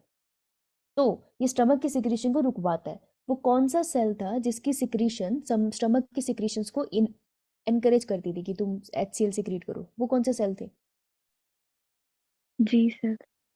जी सेल। और के सेल क्या करा है, रुकवा रहा है ना। तो जी सेल प्रमोट करता है गैस्ट्रिक सिक्रीशन और के सेल इनिबिट करता है गैस्ट्रिक सिक्रीशन, तो ये दोनों आपस में क्या हुए, antagonist. Very good, S cells, very good, promote gastric secretion, बहुत इंपॉर्टेंट लाइन है ये, और एनसीईआरटी में नहीं दे रखी है, लिख लेना। एंड के सेल इनहिबिट गैस्ट्रिक सिक्रीशन, तो क्या रिलेशन हुआ इसका, K cell and S cells are समधी समधनजी, दैट इज मैम एंटागोनिस्ट, क्या है, मैम एस सेल था या जी सेल था? हम्म? एस सेल या जी सेल? जी सेल। हाँ जी सेल गैस्ट्रिक, जी सेल के सेल, धन्यवाद। गैस्ट्रिक सेल्स, जी से गैस्ट्रिक याद रखना और एस से सिक्रेटिन याद रखना, तो ये हो गए एंटागोनिस्ट इन नेचर। और एंटागोनिस्ट का क्या मतलब होता है, अपोजिट वर्क करना। ऑपोजिट काम करना। एक दूसरे के विपरीत, मतलब ऑपोजिट। तो किसी की हिंदी खराब हुई तो लग जाए। Done done, done ma'am. ये स्क्रीनशॉट ले लिया इसका, यो यो मैम। इसका ले लिया, ये पीछे से फुसुर फुसुर क्या बोल रही है, जोर से बोल। मैम प्रीवियस में ये वाली, इससे भी पीछे वाली। ये वाली यस मैम। कर, मुझे फुसुर फुसुर फुसुर बोली जा रही है, आवाज तो आ रही है, पता नहीं क्या बोल रही है। चलो आगे, यस मैम। चलो। प्रूडेंस मैम लैंड, ले ले ले screenshot. Then yes ma'am next ये वाला डन मैम। नोट की तरह कर लो इसे, महत्वपूर्ण है ये इंफॉर्मेशन। आओ भाई, अब हम करते मैम हैं प्रीवियस स्लाइड। मैं तुमको पीट दूंगी। एब्जॉर्प्शन सुन लो मुझसे। हो गया, हो गया मैम। चल देख। अब एब्जॉर्प्शन ऑफ फूड, बेटा जो खाना पचा लिया है अब उसको एब्जॉर्ब कर लेते हैं। तो एब्जॉर्प्शन ऑफ फूड कहाँ होती है, देखो जीआई ट्रैक्ट जो है उससे फूड एब्जॉर्ब होगा। जो भी फूड तुमने तोड़ दिया है फूड एब्जॉर्ब होगा, कहाँ जाएगा, फूड एब्जॉर्ब होके जाता है ब्लड में, और ब्लड से क्या करता है वो ट्रेवल करता है, ट्रेवल करके कहाँ पहुँचता है वो सेल्स में, पूरी बॉडी के, इंटायर बॉडी, सारी बॉडी को चाहिए खाना। अब इंटायर बॉडी उस खाने का क्या करती है जो उसके पास पहुंचा है, cells assimilate food. Assimilate food मतलब, एसिफिलेट फूड का मतलब होता है कि सेल उस खाने को लेती है, cells take up food from blood, खून से वो खाने को ले लेगी, उसके बाद वो क्या करेगी, उसको ब्रेक फूड, खाने को तोड़ेगी, और जब खाने को तोड़ेगी तो क्या रिलीज होगा, रिलीज होगी energy, and then cell use this energy. ये बात समझ आई, मैम। कद्दू समझ आई तुम्हें है बेटा। गैस्ट्रो इंटेस्टिनल ट्रैक होता है, गैस्ट्रो इंटेस्टिनल ट्रैक का मतलब है तेरे माउथ से लेकर एनस तक का जो ये पूरी लाइन है ना, इसोफेगस, स्टमक, इंटेस्टाइन, इन सबको टुगेदर हम गैस्ट्रो इंटेस्टिनल ट्रैक बोलते हैं, जीआई ट्रैक्ट। ठीक है, यस मैम।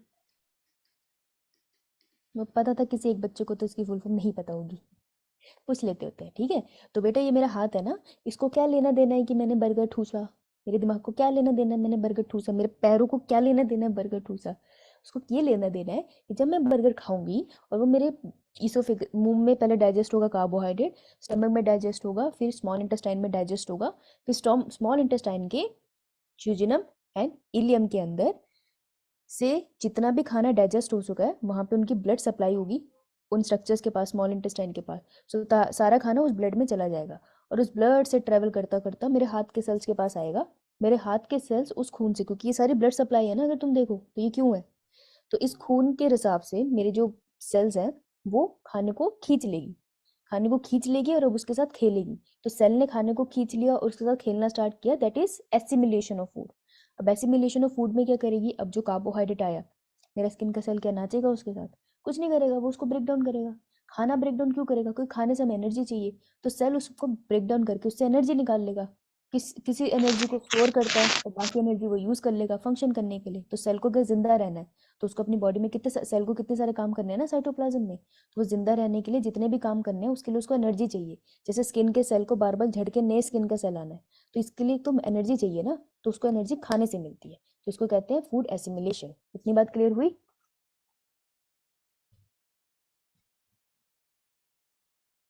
नहीं समझ आया? अच्छा, फूड एब्जॉर्ब हो जाता है ब्लड में, और इसकी एक एक्सेप्शन है, कुछ फूड होता है, हाँ जब तक पूछोगे नहीं बताऊंगी नहीं, लैक्टियल में कुछ फूड है जो लैक्टियल में एब्जॉर्ब होता है। ठीक है मैम, फूड ब्लड के साथ मिक्स कहाँ होगा, फूड ब्लड के साथ मिक्स नहीं होगा, कार्टून नेटवर्क, ये ब्लड है ना, आर्टरीज वेन्स शब्द सुने होंगे तुमने बेटा, कैपिलरी बन जाती है ये ऐसे, याद है आर्टरीज वेन किसी ज़माने में कराया था, ये कैपिलरी माइक्रोस्कोपिक होती है, ऐसी दिखती नहीं है। तो ये कैपिलरी जब बन जाती है ना, ऑक्सीजनेटेड ब्लड होता है इसमें, नहीं तो इसी के पास टिश्यूज पड़े होते हैं, है ना, ये टिश्यूज हर टिश्यू के आसपास ऐसी कैपिलरीज होती है। तुम खोलोगे अगर तुम अपना डायसेक्शन करोगे तो तुम्हें दिखेगा नहीं, माइक्रोस्कोप के अंदर दिखेगा। तो जो भी खाना होता है ना वो यहाँ से पास ऑन हो जाता है, प्लाज्मा मेम्ब्रेन को क्रॉस करके चला जाता है। ठीक है, तो जब प्लाज्मा मेम्ब्रेन को क्रॉस करके चला जाता है ना टिश्यूज के अंदर, तो वो या तो एनर्जी यूज करके जाता है, या फिर वो प्रोटीन फैसिलिटेटेड ट्रांसपोर्ट से जाता है वो, या पैसिव डिफ्यूजन से जाता है। लेकिन इसी तरीके से कैपिलरी से हमारे सारे टिश्यूज को, हमारे सारे सेल्स को खाना मिलता है। ओके, और जो वेस्ट होता है सेल का वो फिर इसमें वो डाल देता है, वो वेन बन जाती है, फिर वो हमारे दिल के पास चली जाती है।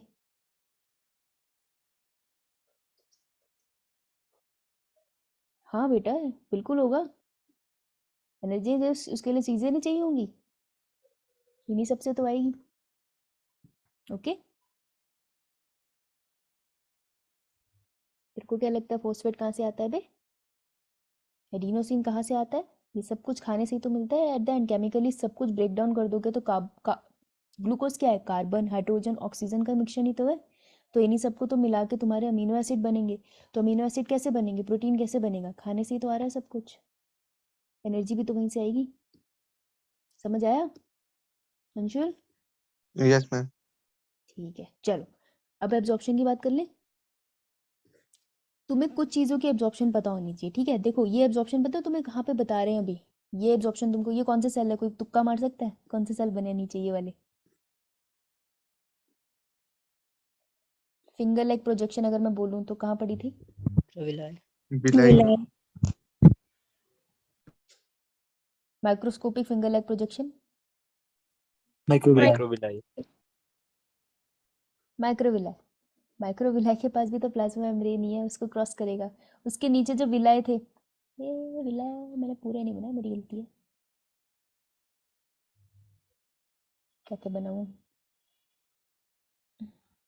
ये रही, ये है विलाय ब्लू वाले। ठीक है, तो ध्यान से। ओ यार बीच में गैप नहीं है, वो मैंने इसलिए बनाया ताकि मैं तुम्हें समझा पाऊँ। ऐसे मैं समझ लेना विलाय ऊपर तैर रहे हैं, वो बेटा पहाड़ नहीं है वो, अलग सा ये विलाय। ठीक है, तो खाने को, और ये क्या है? Lumen of small intestine. थोड़ा इमेजिन कर सकते हो कहाँ हो रहा है ये काम? Yes ma'am. है ना, ये स्मॉल इंटेस्टाइन है ना, तो स्मॉल इंटेस्टाइन में ये खाना पड़ा है, और इसकी एब्जॉर्प्शन हो रही है यहाँ पर। ऐसे एब्जॉर्प्शन हो रही है क्योंकि यहाँ पे ब्लड वेसल्स पड़ी है अंदर, इधर होगी, यहाँ पे जाएगा ये। ठीक है, चलो ना ज़्यादा कंफ्यूज करते हुए लेट्स गो बैक। तो देखो कुछ चीज़ों की एब्जॉर्प्शन तुमको एज इट इज़ करनी है। ठीक है, तो ध्यान से देख लेना, नहीं तो बहुत ही ज़्यादा कष्ट होगा जीवन में ध्यान से सुनना, मैं फिर से बता रही हूँ। देखो ग्लूकोज की एब्जॉर्प्शन कैसे होती है? ग्लूकोज माइक्रोविलाय में एंटर करता है through active transport, ATP use करके। फिर माइक्रोविलाय से विलाय में जो ब्लड वेसल्स है ना, उनमें वो एंटर करता है थ्रू पैसिव ट्रांसपोर्ट। तो ग्लूकोज एक्टिवली भी एब्जॉर्ब होता है हमारे ब्लड में, पैसिवली भी एब्जॉर्ब होता है हमारे ब्लड में। ठीक है, ये बात समझ में आई?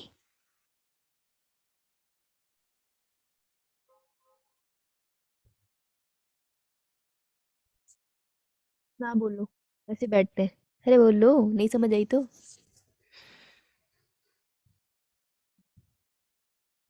Anish, Yes, ma'am. तरुण, दिवेश, बेटा देख यार ए यार ऐसे मत किया करो ऐसे सन्नाटा सुना तो ना मेरे को घबराहट होने लग जाती है। तरुण बेटा समझ आया तो बोलता कि नहीं? ये देख, ये माइक्रो विलाय है, ये विलाय है। ठीक है, और ये बीच में मेरे वो पड़े हैं, लैक्टियल पड़े हैं। यहाँ पे ब्लड वेसल्स लगा लेते हैं, पेन भी नहीं आ रहा माइक्रो विलाय, विलाय, और ये यहाँ पर ब्लड वेसल्स है। लेट्स से ये सारी ब्लड वेसल्स है। तुम ऐसे सोचो, ये खाना है, खाने में सबसे पहले ग्लूकोज है। ग्लूकोज हमने बर्गर खाया था ना, तो उसकी बन में था ग्लूकोज। तो ग्लूकोज माइक्रोविलाय के अंदर एंटर करना चाहता है, इसके लिए इसको एनर्जी चाहिए होगी। ठीक है, तो एनर्जी की मदद से वो माइक्रोविलाय में आ गया। एक्टिव ट्रांसपोर्ट, माइक्रोविलाय से वो विलाय में कैसे एंटर करेगा? पैसिवली, ऐसे चला जाएगा, कोई दिक्कत नहीं है। पैसिव ट्रांसपोर्ट, अब जब वो विलाय में एंटर हो गया तो वो ब्लड वेसल्स में एंटर हो जाएगा। ठीक है, तो ब्लड वेसल्स के अंदर जो एंटर होता है पैसिव ट्रांसपोर्ट है। तो ग्लूकोज एक्टिवली भी मूव करता है, पैसिवली भी मूव करता है, और फाइनली ब्लड वेसल्स में चला जाता है। ब्लड वेसल्स में चला गया तो फिर मेरे सेल में आ जाएगा। राइट, तो ग्लूकोज का ट्रांसपोर्ट कैसा हुआ? एक्टिव भी हुआ, पैसिव भी हुआ। इतनी बात clear? Yes yes ma'am. Ma'am. तो कुछ Yes, ma'am. Amount of glucose, ठीक है, ये तो ये वाला ग्लूकोज था। लेट्स से थोड़ा सा और डिफरेंट टाइप ऑफ ग्लूकोज है। कुछ अमाउंट ऑफ ग्लूकोज है जो फैसिलिटेटिवली ट्रांसपोर्ट करता है। फैसिलिटेटिव मतलब यानी कि माइक्रोविलाई के पास भी कुछ प्रोटीन होंगे ना जो उसको पकड़ के अंदर लेकर आएंगे, और विलाई के पास भी कुछ प्रोटीन है जो इसको पकड़ के ब्लड वेसल में डाल रहे हैं।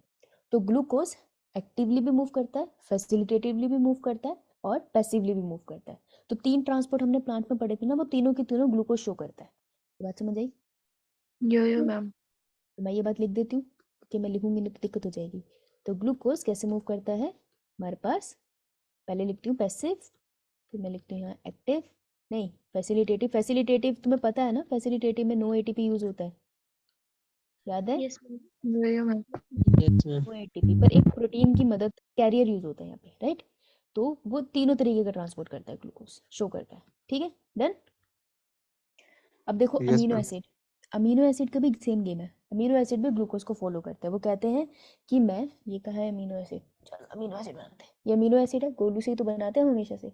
तो ये माइक्रोविलाई में आएगा एक्टिवली, और पैसिवली ये विलाई के अंदर जाएगा और फिर ब्लड वेसल्स में एंटर कर जाएगा। ठीक है, ओके। सो ये एक्टिव और पैसिव दोनों ट्रांसपोर्ट शो कर रहा है अमीनो एसिड, और अमीनो एसिड ग्लूकोज की तरह उसको कोई प्रोटीन पकड़कर भी लेकर आता है माइक्रोविलाई से विलाई में और फिर ब्लड वेसल्स में। सो अमीनो एसिड और ग्लूकोज बहुत सिमिलर है, क्योंकि वो दोनों एक जैसी हरकतें करते हैं। क्या करते हैं वो? एक्टिव पैसिव, वो सारे तरीके के ट्रांसपोर्ट शो करते हैं। ऐसे बना लूँ, गलत तो नहीं होगा? समझ आई? यस। अब उसके बाद जो तुमको याद रखना है दैट इज फ्रक्टोज। ओके यार, ये मैंने ना यहाँ गलत से लिखा है, ये रहा अमीनो एसिड। अच्छा, यहाँ लिखते हैं अमीनो एसिड। अब बेटा आता है फ्रक्टोज। फ्रक्टोज के बाद में खास क्या है, फ्रक्टोज इज मीठे मीठा वाला शुगर। तो फ्रक्टोज कैसे मूव करता है? एफ से फ्रक्टोज, एस से फैसिलिटेटेड डिफ्यूजन। तो वो सिर्फ फैसिलिटेटेड डिफ्यूजन शो करता है। देखो यहाँ पर अगर तुम देखोगे तो यहाँ भी फैसिलिटेटेड और यहाँ भी फैसिलिटेटेड, राइट? तो मैं यहाँ लिख दूँ कि अगर मैं यहाँ फ्रक्टोज लिखूँ, जो हमारी मीठी मीठी वाली शुगर है, मीठा मीठा लगता है ना इससे, तो वो कैसे कैसा ट्रांसपोर्ट देगा? पैसिव देगा, नो मैम। फैसिलिटेटेड देगा, यो मैम। एक्टिव देगा? बेटा फैसिलिटेटेड देगा। एफ से फ्रक्टोज, एफ से फैसिलिटेटेड, याद रखेंगे। डन? Done ma'am. बढ़िया। अब नेक्स्ट जो तुमको पूछना है, जो सबसे इंपॉर्टेंट है, that is glycerol and fatty acid. अपन ये तो पढ़ते हैं, फैट को तोड़ने से ग्लिसरॉल एंड फैटी एसिड। देखो देखो फैट है, हमें लगता है ना बड़ी एनर्जी लगेगी इसे एब्जॉर्ब करने में, कोई एनर्जी नहीं लगती। पैसिव डिफ्यूजन से क्रॉस कर जाता है ये मिलाई और माइक्रोविलाई को, समझ रहे हो तुम? पैसिवली चला जाता है ये। तो यहाँ लिखूंगी मैं फैटी एसिड प्लस ग्लिसरॉल। सबसे इंटरेस्टिंग बात ये, फैटी एसिड प्लस ग्लिसरॉल। तो जो फैटी एसिड और ग्लिसरॉल है वो कैसे जाते हैं? पैसिवली, ना एक्टिव जाते हैं ना फैसिलिटेटेड जाते हैं। गजब है ये। इनका ट्रांसपोर्ट सबसे इंपॉर्टेंट है। तो ट्रांसपोर्ट पे अगर क्वेश्चन आएगा तो मोस्ट प्रोबेबली फैट पे आएगा। ठीक है, इतना डन?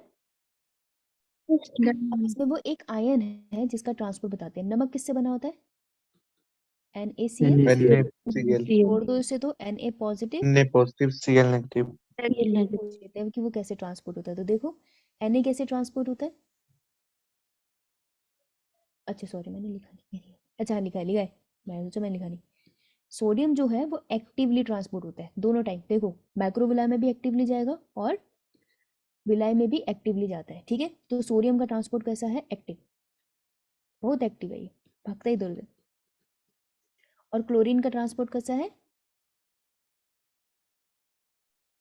पैसिव। यस, बस ऑपोजिट है एक दूसरे से। एंटागोनिस्ट मत लिख देना, वो अलग कॉन्सेप्ट है। तो देखो फैटी एसिड के साथ क्लोरीन का मॉलिक्यूल जा रहा था पैसिवली। ठीक है, तो अगर मैं यहाँ लिख दूँ तो तुम मुझे बताना, अगर मैं लिखूँ सोडियम आयन तो कैसे ट्रांसपोर्ट होगा बेटा वो? Active. और क्लोरीन? Passive. पैसिव। तुम्हारी हिम्मत जवाब देगी ना वैसे? आवाज ऐसे दर्दनाक होगी। अच्छा ओके, खत्म होगा। 3 मिनट, 5 मिनट में और खत्म हो जाएगा। स्क्रीनशॉट ले लिया इसका? बेटे जिसका मेटाबॉलिज्म अच्छा होता है वो जल्दी से पचा लेता है खाना, जिसका नहीं होता उसमें फैट डिपॉजिट हो जाता है। तो मेटाबॉलिज्म पे डिपेंड करता है। मेरा बहुत फास्ट है तो मैं जल्दी मोटी नहीं होती, लेकिन अगर मैं थोड़ा सा खाना कम कर दूँ बहुत जल्दी पतली हो जाती हूँ। सबका मेटाबॉलिज्म होता है। डन? ले ली फोटो? मैं प्रीवियस स्लाइड प्रीवियस स्लाइड लेगा? क्योंकि तुम्हारा मेटाबॉलिज्म बहुत फास्ट है साहिल, अभी तुम यंग हो, जैसे जैसे तुम ओल्ड होते जाओगे ना 25 के बाद मेटाबॉलिज्म हिट करता है, केमिकल रिएक्शन स्लो हो जाते हैं, तब मोटू Done, ma'am. मोटू होने चले जाते हैं। नॉट 25 से ऊपर हो गया वो। शिट, हाँ काफी ऊपर हूँ मैं उससे यार। हाँ तो कहीं इसको ये बात सुनी सिर्फ।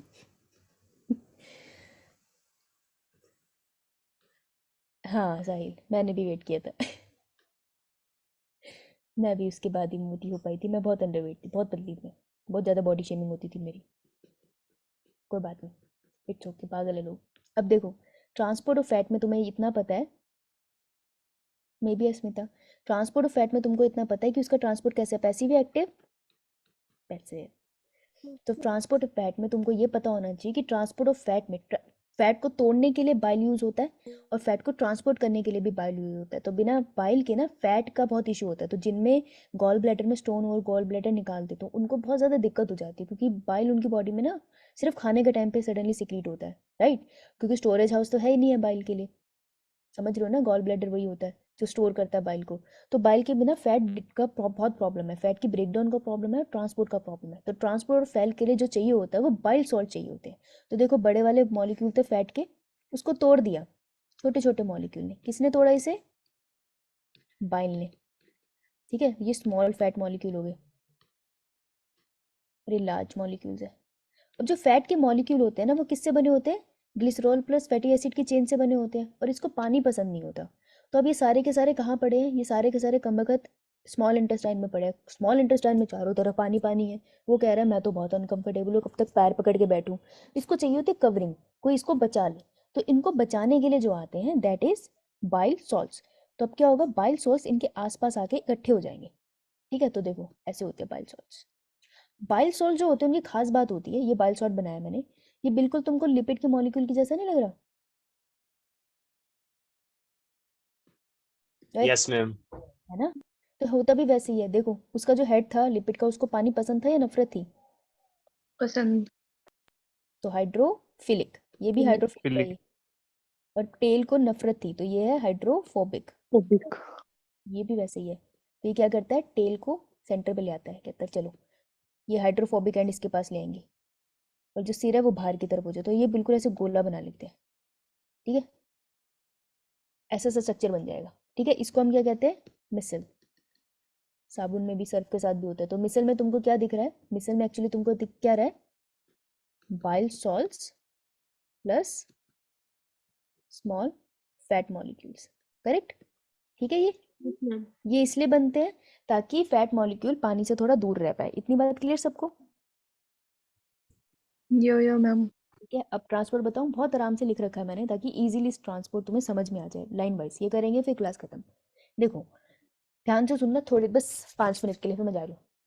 फैट के ट्रांसपोर्ट बहुत इंपॉर्टेंट है। नीट में अगर ट्रांसपोर्ट पे क्वेश्चन आए तो इसमें से आएगा, ठीक है? तो फैट के ट्रांसपोर्ट में फैट जो होता है वो स्केर्ड होता है वाटर से, पानी से है वो डरता। कहाँ पड़ा ये फैट का मॉलिक्यूल? ये पड़ा है इन इंटेस्टाइन। कौन सी वाली इंटेस्टाइन? स्मॉल या large? Small. Small one. Small intestine. पानी से वो डरता है। वो क्या कहता है? Bile salt cover it and drop to microvilli cell. तो बाइल सॉल्ट क्या करते हैं? ये रहा स्मॉल इंटेस्टाइन का ल्यूमन, बाइल सॉल्ट आके इसको कवर कर लेते हैं, कुचू पुचू कुचू पुचू कुचू, इसको कवर कर लिया। ये बन गया हमारा मिसल। और इसको किसके पास पहुंचा देते हैं? वो माइक्रोविलाई के पास। तो माइक्रोविलाई के पास वो इसको ड्रॉप करा देते हैं। जब वो इसको ड्रॉप कराते हैं ना, तो लिपिड मॉलिक्यूल, ये हमारे प्यारे प्यारे जो बाइल सॉल्ट है वो बाहर रह जाते हैं, और जो हमारा फैट मॉलिक्यूल है वो माइक्रोविलाई के अंदर चला जाता है। इतनी बात क्लियर? Yes yes ma'am. अब bile salt do not enter the microvilli, दिख रहा है डायग्राम से, है ना? इतना तो हमें भी दिख रहा है। अब देखो इन माइक्रोविलाई के अंदर, यार माइक्रोविलाई के आसपास भी पानी है। अब ये फिर परेशान है, फैट कह रहा है फिर पानी है, मुझे कोई बचाओ। इस बार क्या कौन बचाने आता है इसको? इस बार इसको बचाने आते हैं प्रोटीन। तो प्रोटीन की एक लेयर इसके आसपास लग जाती है। कौन से प्रोटीन जानने की जरूरत नहीं है। So in microvilli fat cover with protein coat called chylomicron. अब इसका नया नाम होगा, इस स्ट्रक्चर को अब हम बुलाएंगे काइलोमाइक्रोन, ठीक है? पहले वाले स्ट्रक्चर को हम बोलते थे मिसल, और इस वाले स्ट्रक्चर को बोलते हैं हम काइलोमाइक्रोन। और ये वाइट कलर का होता है, ठीक है। ओवरऑल ये तुम्हें वाइट कलर का दिखेगा। अब काइलोमाइक्रोन बहुत बड़ा होता है, तो अब माइक्रोविलाई, ये वाला जो स्ट्रक्चर है, माइक्रोविलाई के बाद विलाई में जाएगा, करेक्ट। अब ये वाला स्ट्रक्चर बहुत बड़ा है, तो ये विलाई की ब्लड वेसल्स में जाने की कोशिश करता है तो जा नहीं पाता। तो ये क्या करता है, ब्लड वेसल्स के अंदर एक स्ट्रक्चर होता है लैक्टियल, तुमको याद है। अगर ये विलाई है, उसके अंदर ब्लड वेसल्स है, इसमें कोई चीज़ नहीं जा पा रही है, तो वो उसको क्रॉस करके सेंटर में चली जाएगी, जिसको हम बोलते हैं लैक्टियल। तो ये जो हमारा प्यारा का प्यारा काइलोमाइक्रोन है, वो सीधा एंटर कर जाता है लैक्टियल्स के अंदर। So it cannot enter blood vessel, goes to lacteal, and lacteal के थ्रू ये हमारी पूरी बॉडी में फिर ट्रेवल करता है। क्योंकि काइलोमाइक्रोन का कलर है वाइट, इसलिए हमारी लैक्टियल भी कैसी दिखती है, वाइट। क्लियर हुआ। तो फैट के मॉलिक्यूल है जिसकी वजह से वो वाइट दिखाई देती है। ये बात समझ आई। Yes, ma'am. Yes, ma'am. Screenshot लो इसका। ना किसकी क्लास है, फिजिक्स बता देना सर आएंगे तो। Why can't a blind man? चुप है साहिल कहीं का। क्या लिखा है ये? यार मेरे को ऐसा क्यों लग रहा है मैंने डायग्राम बनाया था वो दिख नहीं रहा मुझे। PEM, क्या है? PEM. वो रह गया अभी. चुप हो जा। पहले मेरे को ये बता डायग्राम कहाँ गया जो मैंने बनाया था। अरे यार देखा मुझे इस बात का। अच्छा फाइट कर लिया तुमने, फाइट समझ आ गया ना। Yes, ma'am. क्या यार डायग्राम से दिखाना था। चलो यार मैंने तुम्हें साथ साथ डायग्राम बना तो दिया वैसे। तो मैंने मैंने मैंने कहाँ बना दिया यार डायग्राम, मैंने बनाया है, मैं भूल ही नहीं सकती। एक बार करने के बाद नहीं भूल। चलो कोई बात नहीं। सर आए अभी नहीं। No ma'am. चलो यार अब मैं तुमको एक मज़े की बात बताऊँ। मज़े की बात बताऊंगी, समझ आई ठीक है, नहीं बताई तो अगली क्लास में एक बार ये ज़रूर बताऊंगी। मज़े की बात बताती हूँ। अगर खाना है, बर्गर है, इसको पूरा जला दे, वैसे तो पाप है ये लेकिन मन बर्गर है, तूने इसको पूरा जला दिया। जब तू उसको जलाएगी तो उसमें से क्या निकलेगा, धुआं। धुआं, और गर्मी निकलेगी, गरम गरम होगा। अगर उस हीट को मैं कैलकुलेट कर लूँ और उसको कोई यूनिट दे दूँ, यूनिट देते हैं ना हम हर चीज़ को, डिस्टेंस को हम बोलेंगे किलोमीटर, मीटर, टाइम को हम सेकेंड या मिनट करते हैं। वैसे अगर जो वो गर्मी निकली है उसको मैं कोई यूनिट यूनिट दे दूँ, तो अब मैं उसको बोलूँगी कैलोरीफिक वैल्यू। तो कैलोरीफिक वैल्यू कुछ नहीं होती है, किसी भी फूड के अंदर से कितनी हीट के फॉर्म में एनर्जी निकल रही है उसको कैलोरीफिक वैल्यू बोलते हैं। इतना समझ आया। यो मैम। हम्म। तो कैलोरीफिक वैल्यू क्या है, बहुत सिंपल लैंग्वेज में समझा रही हूँ। केमिस्ट्री में तो तुम बहुत अच्छे से पढ़ते हो इसके बारे में, मैं तो बहुत छोटू सा बता रही हूँ कि कुछ नहीं है। खाना है, ये आंवला पड़ा है, खराब हो रहा है। अगर मैं इसको पूरा जला दूँ, जब मैं इसको जलाऊंगी तो इसमें से धुआं और गर्मी निकलेगी। वो जो हीट निकल रही है ना, वो खाने की एनर्जी थी। वो जो हीट है, अगर उस हीट को मैं कैलकुलेट कर पाऊँ तो मैं उसको बोलूँगी कि वो आंवले की कैलोरीफिक वैल्यू है। ये बात समझ आई। यो मैम। अब दो तरीके हैं, या तो मैं एक ग्लास कांच का एक कंटेनर लूँ, उसके अंदर आंवला डालूँ। मेरे पास ग्लास नहीं है यार, मैंने अभी कांच का ग्लास तोड़ा है। ये कंटेनर में आंवला डालूँ, रुक जा, इसमें डालूँ, इसके अंदर बहुत सारा ऑक्सीजन डालूँ, इसको बंद करूँ और जला दूँ। इसके अंदर से जितनी हीट निकली है उसको मैं कैलकुलेट करूँ, तो जो वैल्यू आएगी मैं उसको बोलूँगी ग्रॉस कैलोरीफिक वैल्यू, मतलब लेबोरेटरी कंडीशन में, ठीक है। और ये जो कंटेनर है इसको मैं क्या बोलती हूँ, इन बॉम्ब कैलोरीमीटर। सुना है? No ma'am. कोई बात नहीं, सब ठीक हो जाएगा, ठीक है कोई बात नहीं। तो ऐसा समझ ले, ग्रॉस कैलोरीफिक वैल्यू का मतलब क्या है, एक कंटेनर है, उसके अंदर मैंने आंवला डाल दिया था और इसके अंदर बहुत सारा ऑक्सीजन है, ठीक है, बहुत सारा ऑक्सीजन है, और इस कंटेनर को बंद कर दियो भाई। अब इसको जला दे, बंद कर दे बढ़िया से। जो हीट निकली उसकी वैल्यू कैलकुलेट करी, तो जो वैल्यू आएगी मैं उसको बोलूँगी ग्रॉस कैलोरीफिक वैल्यू, ठीक है। यो मैम। अब देख, तीन चीज़ें जलानी है तुझे, न्यूक्लिक एसिड नहीं जलाने। कार्बोहाइड्रेट को अगर जलाएगी तो वैल्यू आएगी 4.1 किलो कैलोरी पर ग्राम। प्रोटीन को जलाएगी तो 5.65 किलो कैलोरी पर ग्राम। लिपिड को जलाएगी 9.45 किलो कैलोरी पर ग्राम। किसको जलाने से ज़्यादा एनर्जी मिलती है? फैट से हम एनर्जी ज़्यादा मिलती है, लेकिन फैट को डाइजेस्ट करना मुश्किल है, इसलिए हम प्रेफर करते हैं कि हम प्रोटीन और कार्बोहाइड्रेट खाएं। समझ आई? क्योंकि कार्बोहाइड्रेट को जलाना ज़्यादा ईजी है, दिख रहा है। इसलिए कार्ब खाने से जल्दी एनर्जी मिलती है, प्रोटीन खाने से थोड़ी देर से एनर्जी मिलती है, और लिपिड खाने से सबसे ज़्यादा देर से एनर्जी मिलती है। तो हमें फैट कम खाने चाहिए, कार्बोहाइड्रेट और प्रोटीन ज़्यादा खाने चाहिए। ये बात समझ आई क्यों? यस अब मैम। देख, अगर यही प्रोसेस, ये सेम जलाने का process, when food break in body, जब वो बॉडी में ब्रेक होता है ना, तो हर स्टेप पे एनर्जी रिलीज होती है। अगर मैं उसको कैलकुलेट कर लूँगी तो मैं उसको बोलूँगी फिजियोलॉजिकल कैलोरीफिक वैल्यू। तो फिजियोलॉजिकल मतलब फिजियोलॉजी, मतलब शरीर के अंदर जो खाना पच रहा है ना, अगर उसकी हीट को मैं कैलकुलेट कर पाऊँ, तब जो वैल्यू आएगी मैं उसको फिजियोलॉजिकल कैलोरीफिक वैल्यू बोलूँगी। समझ आया? यो मैम। अगर उसको निकालते तो कितना आता है? 4, 4 और 9. यस, 0 कैलोरी पर ग्राम। बेटे यूनिट यूनिट ठीक रख लेना, कहीं पे कैलोरी लिखा हो और तुम बोलो मैम गलत लिखवाया आपने। तो सबसे ज़्यादा इसमें भी पता चल रहा है कि कार्बोहाइड्रेट और प्रोटीन से लगभग सेम सेम टाइप की एनर्जी निकली है, लेकिन कार्बोहाइड्रेट को पचाना आसान है क्योंकि वो मुंह से डाइजेशन स्टार्ट हो जाता है, ठीक है।